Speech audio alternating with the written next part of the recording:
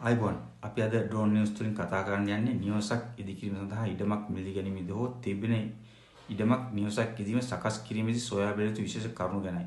බිම් කොටස මිලදී ගැනීමේදී ඔප්පුවට දාලා පත් වූ සුසුකම් සහිත නීතිඥලා පරීක්ෂා කර එහි නිවැරදි බව සොයා බැලිය යුතුය. එසේ නොමැතිව අදාළ නීතිඥයා කළ යුතු දේ ඔබට පැහැදිලි කරනු ඇත.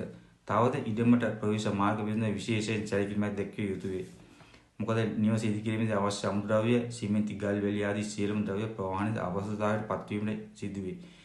නිසි වාහන ගමනාගමනට සුදුසු මාර්ගයක් නොමැතිනම් භාණ්ඩ ප්‍රවාහනය කළ යුත්තේ මිනිස් ශ්‍රමය මගිනි.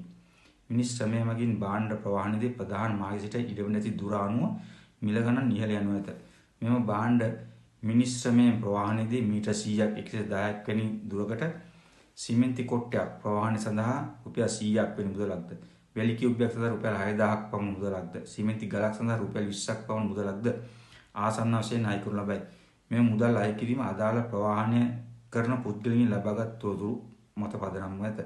සමහර කම්කරුවන් අතරමඟදී මිල ගණන් වැඩි කිරීම සිදු කරනු ලබයි. මොකද ඔවුන් දන්නවා පටන්ගත් ඉදිකම නිම කිරීම සඳහා භාණ්ඩ අනිවාර්යයෙන් ප්‍රවාහනය කළ යුතු බව. තවද කඳු උඩට භාණ්ඩ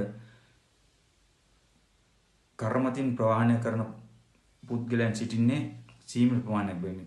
තවද මෙම ඉඩම මිලදී ගැනීමේදී විශේෂයෙන් සොයා බැලිය යුතු කරුණක් වන්නේ නායම් හා ගම් වතුරට යට වේදයි සොයා බැලිය යුතුය. සෑම ඉදිකිරීමක් සඳහාම පළපුරුදු වාස්වරු යොදා ගැනීම ඔබගේ ආර්ථිකයට පහසුවක් වනු ඇත. ඉදිකිරීමේ පිළිබඳව තවත් කොටසක් බලාපොරොත්තු වන්න. ස්තුතියි. Save the animal, especially elephant.